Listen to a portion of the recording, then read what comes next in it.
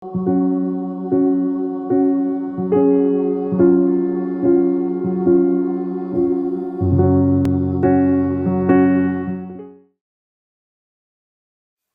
எங்கள் யாவருக்கும் ஆண்டவராக இயேசு கிறிஸ்து நாமத்தினால் அன்பு வாழ்த்தை தெரிவித்துக் கொள்கிறேன். கர்த்தர் தாமே உங்கள் ஒவ்வொருத்தரையும் அவருடைய நினைவின் பிரகாரம் வழி நடத்துவராக.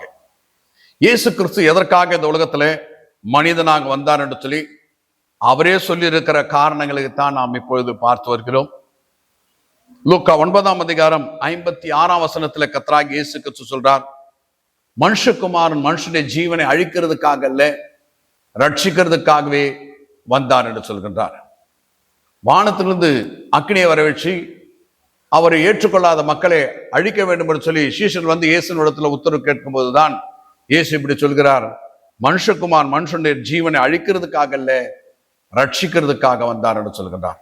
ஆம் பிரியமானவர்களே, தேவன் நம்மை அழிக்கிறதுக்காக அல்ல, நம்மை ரட்சிக்கிறதுக்காகவே இருக்கிறார். எப்படிப்பட்டதான காரியத்திலிருந்தும் நம்மை ரட்சிக்கிறவராக ஆண்டவராக இயேசு கிறிஸ்து இருக்கிறார். பிரியமானவர்களே, ஆகினாலே நாம் நம்முடைய சிந்தனைகளிலே, நம்முடைய உள்ளான மனிதனிலே தேவனை பற்றி சரியான விதத்தில் புரிந்து கொண்டவர்களாக இருக்க வேண்டும். அநேகர் கர்த்தரிடத்துல கேட்பாங்க, கர்த்தாவே என்னை எடுத்துக்கொள்ளும், என்னை எடுத்துக்கொள்ளும் சொல்லி. அவர் எடுத்துக்கொள்றவர் கிடையாது. அதனால தான் சொன்னார், திருடும் திருடும் கொல்லவும் அழிக்கவரன்று வேறொன்றுக்கு வரான்னு சொல்லி. நான் அதுக்கு வரல என்று சொல்லி இந்த வசனத்தை தெளிவுபடுத்துகிறார். நான் அழிக்கிறதுக்காக அல்ல, ரட்சிக்கிறதுக்காக வந்தேன் என்று சொல்கின்றார். பிரியமானவர்களே, ஆகினாலே கர்த்தர் கொடுத்தார் கர்த்தர் எடுத்தார் என்று சொல்கிறது யோபுனுடைய ஸ்டேட்மெண்ட்டாக இருக்கலாம். ஆனால் யோபுக்குரியதை எல்லாம் கர்த்தர் எடுக்கவில்லை, சாத்தான் தான் எடுத்தான் என்று சொல்லி பார்க்கிறோம்.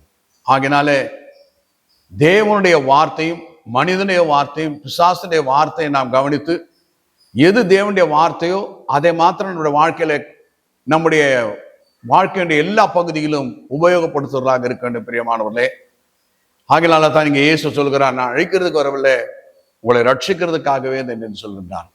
ஒருவேளை இன்றைக்கு நீங்க பாவத்திலோ வியாதியிலோ மரண போராட்டத்திலோ பிசாசின் கிரியைகளிலோ ஏதோ ஒரு காரியத்திலே பயத்திலோ அறியாமையிலோ ஏதோ ஒன்றில் சிக்குண்டு நீங்க இருக்கிறீங்கன்னு சொன்னா, இன்றைக்கு ஆண்டவராக இயேசு கிறிஸ்து நோக்கி பாருங்க.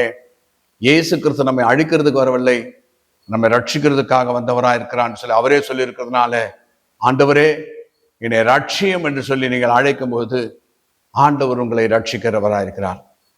அவர் எல்லா தீமையிலிருந்தும் எல்லா விதமான அழிவில் இருந்தும் நம்மை தப்பிவிக்கிறவராக இருக்கிறார். இந்த ஆண்டவராக இயேசு கிறிஸ்து சொல்லுகிற வார்த்தைகளை நாம் விசுவாசிக்கும் பொழுதுதான் இயேசு கிறிஸ்துவை நாம் விசுவாசிக்கிறோம் என்று சொல்லி அர்த்தம். இயேசு கிறிஸ்து மனிதனாக வந்தார், எனக்காக மரித்தார், உயிர் தெழுந்தார், எனக்காக மறுபடியும் வருவார் என்று சொல்லி விசுவாசிக்கிறதோடு கூட இயேசு கிறிஸ்து என்னெல்லாம் சொல்லி இருக்கிறாரோ அந்த வார்த்தைகளை சேர்த்து விசுவாசிப்பவன் தான் இயேசு கிறிஸ்து விசுவாசிக்கிறவன். ஆகினால் இயேசு சொல்கிறார், நான் உங்களை அழிக்கிறதுக்காக வரவில்லை, உங்களை ரட்சிக்கிறதுக்காக வந்தேன் என்று சொல்கிறார். ஆகினால கர்த்தராகிய இயேசு கிறிஸ்துவை நீரை ரட்சிக்கிறதுக்காக வந்ததுக்காய் உம்மை ஸ்தோத்திரிக்கிறேன், உம்மை துதிக்கிறேன், உம்மை ஆராதிக்கிறேன்னு சொல்லி தேவனை மையப்படுத்தலாக இருப்போம். அடுத்தாக யோவான் 6ஆம் அதிகாரம் 38ஆம் வசனத்திலே இயேசு கிறிஸ்து எதற்காக இந்த உலகத்தில் மனிதனாய் வந்தார் என்று சொல்லி அவரே சொல்லுகிற காரணம் என்ன என்று சொல்லி பார்க்கும்போது, பரலோகத்திற்கு பிதாவின் சித்தத்தின்படி செய்யவே நான் வானத்திலிருந்து இறங்கி வந்தேன் என்று சொல்கின்றார். அப்ப இயேசு இந்த உலகத்துல வானத்திலிருந்து இறங்கி வந்ததுக்கு காரணம் என்ன என்று சொன்னால், பிதாவுடைய சித்தத்தை நிறைவேற்றுவதற்காக இந்த உலகத்துல இயேசு வந்தார். பிதாவுடைய சித்தம் என்ன என்று சொல்லி பார்க்கும்பொழுது, இயேசு கிறிஸ்து கல்வாரி சிலுவையில மரிக்க வேண்டும், நம்ம எல்லாருக்காக அவர் ரத்தம் சிந்த வேண்டும், அவர் மரித்து 3ஆவது நாள் உயிரோடு எழுப்பப்பட வேண்டும், அதன் நிமித்தமா இந்த மனிதர்களும் முழுவதும் ரட்சிக்கப்பட வேண்டும் என்பது பிதாவுடைய சித்தமா இருக்கிறது. ஆகினால்தான் தேவன் இயேசு கிறிஸ்து இந்த உலகத்தில் அனுப்பினார் என்று சொல்லி பார்க்கிறோம். அதனால தான் இயேசு கெத்செமனே தோட்டத்தில் கூட, அப்பா என்னுடைய சித்தத்தின்படி அல்ல உம்முடைய சித்தத்தின்படி ஆக கடவுது என்று சொல்லி ஒப்பு கொடுத்து ஜெபிக்கிறார். அது அர்த்தம் என்ன என்று சொல்லி பார்க்கும்போது, அவர் சிலுவையில மரிக்க வேண்டும் என்பதே தேவனுடைய சித்தமா இருந்தபடினால அந்த சித்தத்துக்கு தன்னை ஒப்பு கொடுத்து ஜெபிக்கிறார்.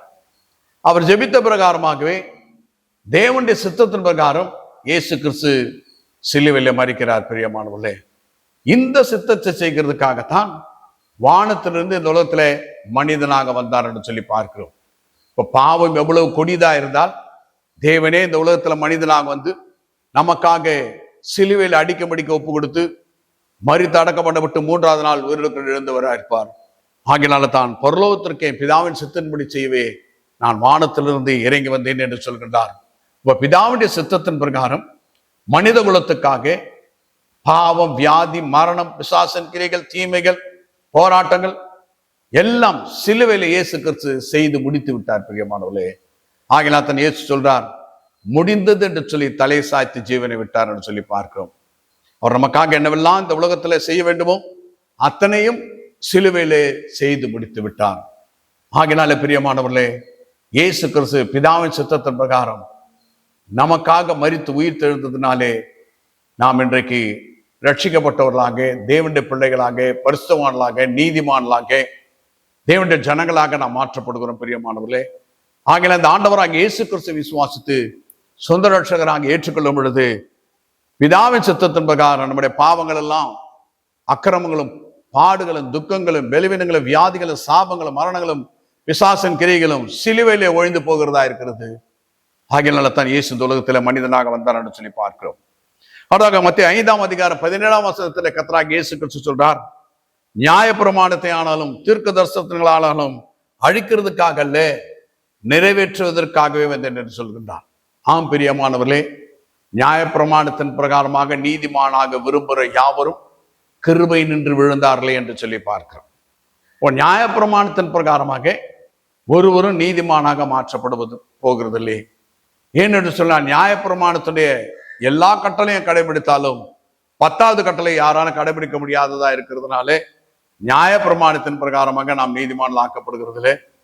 இயேசு கிறிஸ்துவின் சிலுவையின் ரத்தத்தின் மூலமாக இயேசு கிறிஸ்து நமக்காக சிலுவையில மரிக்கும்படி ஒப்பு கொடுத்து கீழ்ப்படுத்த நிமித்தமாக அவருடைய உயிர்த்தெழுதல் மூலமாக நாம் நீதிமான்களாய் மாற்றப்படுகிறோம். பிரியமானவர்களே, ஆகினால தான் இயேசு நியாயப்பிரமாணத்தை நிறைவேற்ற வந்தேன் என்று சொல்கிறார். இந்த 10வது கட்டளை என்ன என்று சொன்னால், பிறனுடைய மனைவி யாது, பிறனுக்கு உண்டான யாதொன்றையாகிலும் இச்சையா எதிர்ப்பாக என்று சொல்லப்பட்டிருக்கிறது.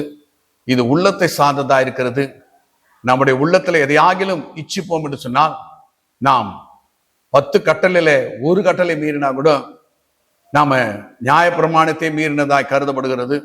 ஆகையினால தான் நியாயப்பிரமாணத்தின் பிரகாரமாக ஒரு நீதிமான் ஆகிறதுல இயேசு நியாயப்பிரமாணத்தை நிறைவேற்றி விட்டபடினாலே இயேசு கிறிஸ்து எனக்காக சிலுவையில் வந்து மரித்தார்னு சொல்லி விசுவாசிக்கும் பொழுது நாம் நீதிமான்களாய் மாற்றப்படுகிறோம், பரிசுத்தவான்களாய் மாற்றப்படுகிறோம், தேவனுடைய பிள்ளைகளாய் மாற்றப்படுகிறோம், தேவனுடைய ஜனங்களாக மாற்றப்படுகிறோம். பிரியமானவர்களே, ஆகையினால தான் இயேசு இந்த உலகத்தில் மனிதனாக வந்தார். நியாயப்பிரமாணத்தை அழிக்கிறதுக்காக அல்ல, நியாயப்பிரமாணத்தை நிறைவேற்றுவதற்காகவே இயேசு கிறிஸ்து இந்த உலகத்திலே மனிதனாக வந்தார் என்று சொல்லி பார்க்கின்றோம்.